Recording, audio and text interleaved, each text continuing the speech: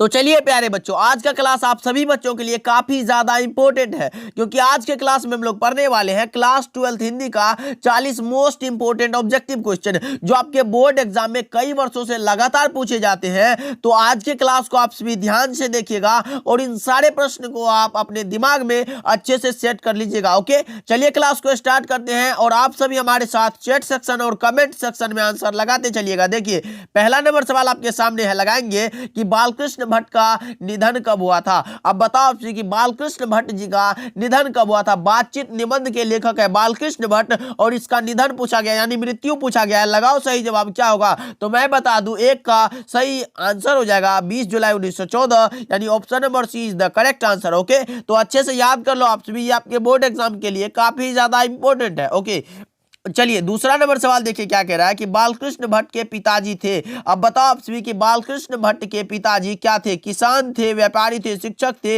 या फिर राजनेता थे। तो इसका सही जवाब हो जाएगा व्यापारी, option number B is the correct answer. अच्छे से याद कर लो आप सभी। ओके, चलिए तीसरा नंबर सवाल आपके सामने लगाओ कि शक्ति शब्द कौन सा लिंग है। अब बताओ आप सभी कि शक्ति शब्द में कौन सा लिंग है।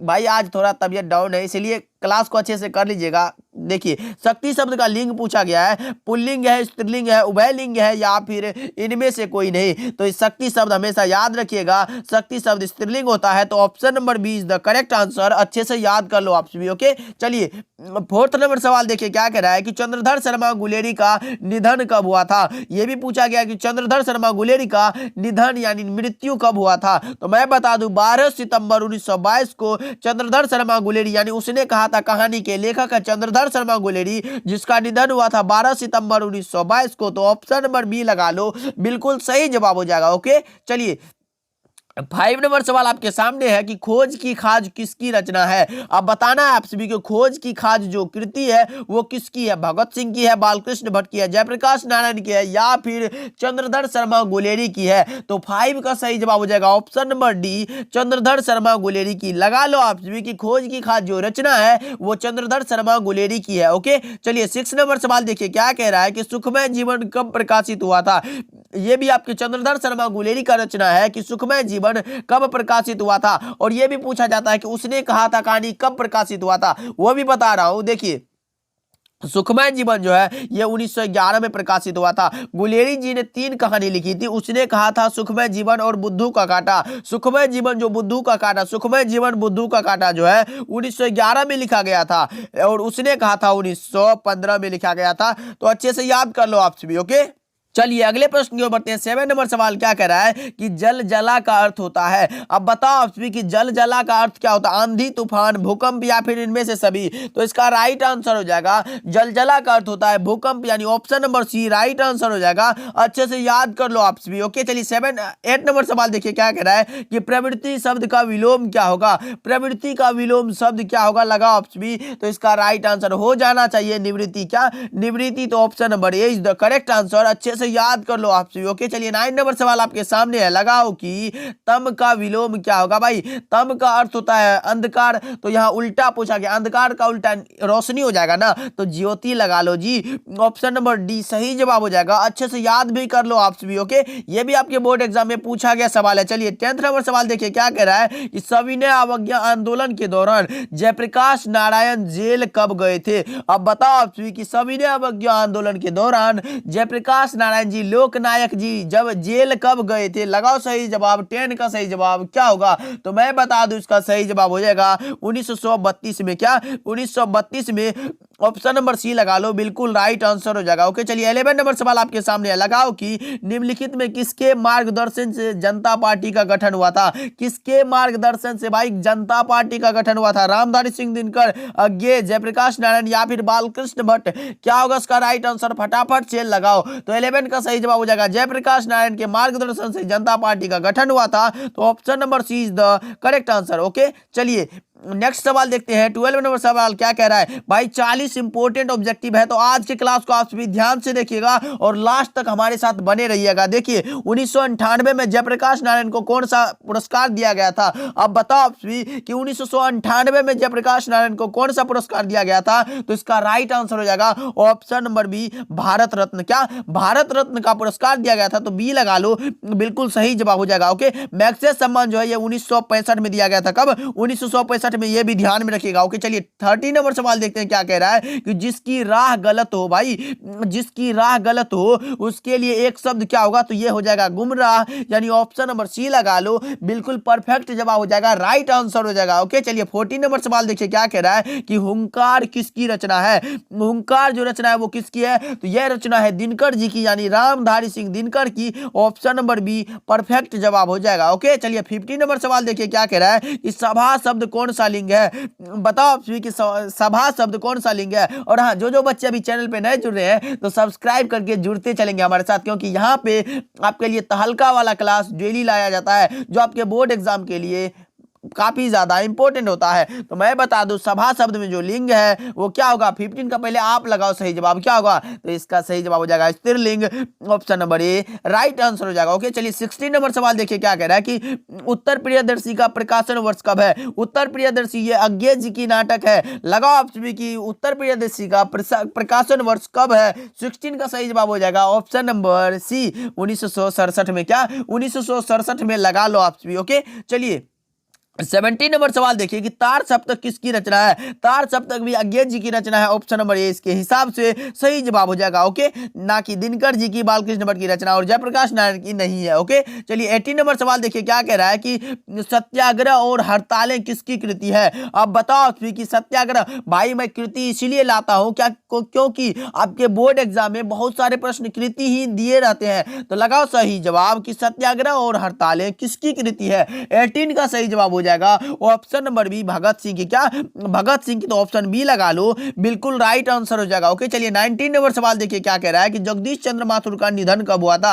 अब बताओ आप सभी कि जगदीश चंद्र माथुर का जो निधन हुआ था वो कब हुआ था। तो 19 का सही जवाब हो जाएगा 14 मई 1978 को, 14 मई 1978 को, ऑप्शन नंबर सी राइट आंसर हो जाएगा। ओके, चलिए 20 नंबर सवाल आपके सामने है, यानी 40 का आधा 20 हो चुका है। देखिए गगन सवारी किसकी कृति है। अब बताओ आप सभी कि 20 का सही जवाब क्या होगा, गगन सवारी जो रचना है वो किसकी है। तो इसका सही जवाब हो जाएगा जगदीश चंद्र माथुर की है ये रचना। तो अच्छे से याद कर लो आप सभी कि गगन सवारी जो है वो जगदीश चंद्र माथुर की कृति है। ओके, चलिए 21 नंबर सवाल आपके सामने है कि भूषण जी किस काल के कवि है। भूषण जी रीति काल के कवि है। क्या रीति काल के, तो option number A right answer हो जाएगा।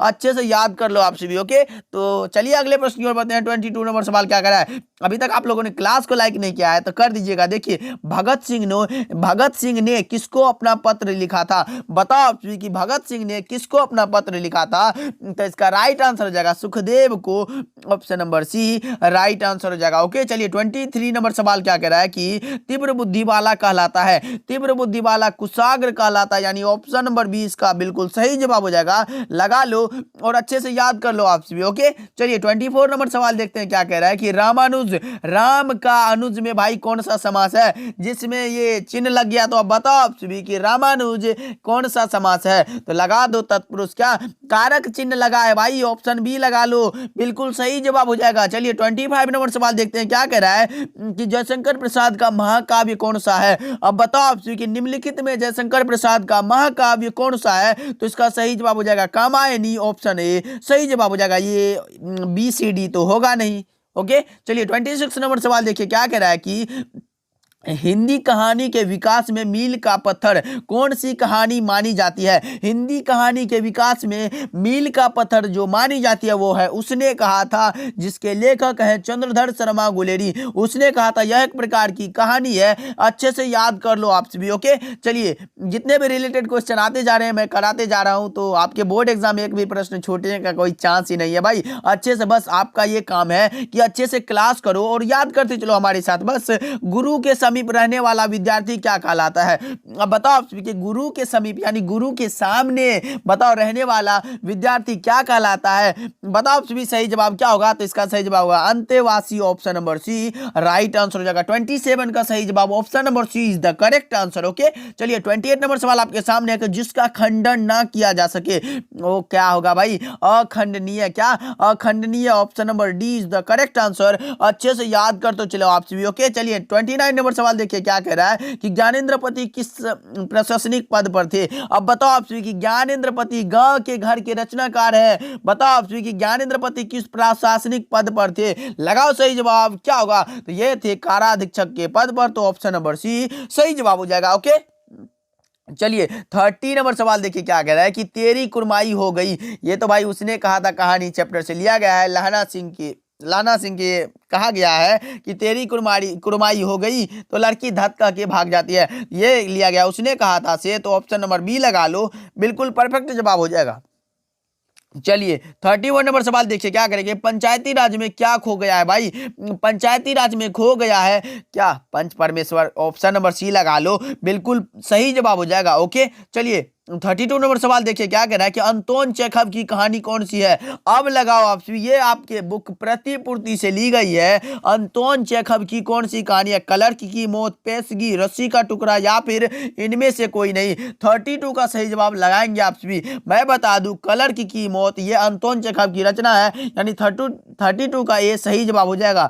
पेशगी के रचनाकार है हेनरी लोपेज, रस्सी का टुकड़ा ये मौपासा जी इनके रचनाकार है, तो क्लर्क की मौत अंतोन चेखव की रचना है। ऑप्शन नंबर ये लगा लो, बिल्कुल सही जवाब हो जाएगा। चलिए 33 नंबर सवाल देखते हैं क्या कह रहा है कि दलित साहित्य का सौंदर्य शास्त्र, दलित भाई दलित आत्मकथा लगा लो। अब कौन सा? ओम प्रकाश वाल्मीकि न होगा, जहां ये दलित का बात हो जाए। दलित साहित्य का सौंदर्य शास्त्र नामक आलोचना पुस्तक किसने लिखी है? तो ओम प्रकाश वाल्मीकि ने, ऑप्शन नंबर ए बिल्कुल सही जवाब हो जाएगा। चलिए 34 नंबर सवाल देखिए क्या कह रहा है कि सूरदास किस भाषा के कवि थे? अब बताओ जी, सूरदास जी किस भाषा के कवि थे? तो आपको मैंने कितना बार चिल्ला चिल्ला के बताया कि ब्रज भाषा ब्रज भाषा ब्रज भाषा। ऑप्शन नंबर बी लगा लो, बिल्कुल करेक्ट जवाब हो जाएगा। ओके, चलिए नेक्स्ट सवाल देखते हैं 35 नंबर सवाल क्या कह रहा है? मुट्ठी में करना भाई, मुट्ठी में करना यानी बस में करने ला, मुट्ठी में करना बस में करना, ऑप्शन सी लगा लो। मुट्ठी में करना मुहावरे का अर्थ है बस में करना। ओके, चलिए 36 नंबर सवाल आपके सामने है कि शिव का उपासक क्या कहलाता है?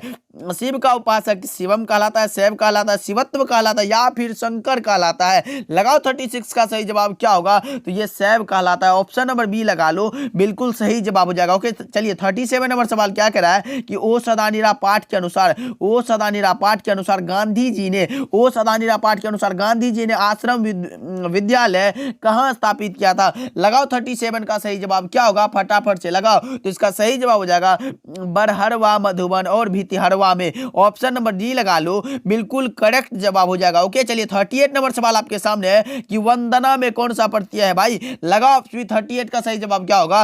वंदन आ, वंदन प्लस आ यानी ऑप्शन सी लगा लो, बिल्कुल करेक्ट जवाब हो जाएगा। ओके, चलिए 39 नंबर सवाल आपके सामने है कि वह जाएगा और कब जाएगा? तो भविष्य काल में, भविष्य में कभी जाएगा, तो ऑप्शन डी लगा लो जी, बिल्कुल करेक्ट जवाब हो जाएगा। वह जाएगा लगा लो, ऑप्शन डी राइट आंसर हो जाएगा। ओके, चलिए 40 नंबर सवाल एंड आज की क्लास का लास्ट सवाल है, लगाओ।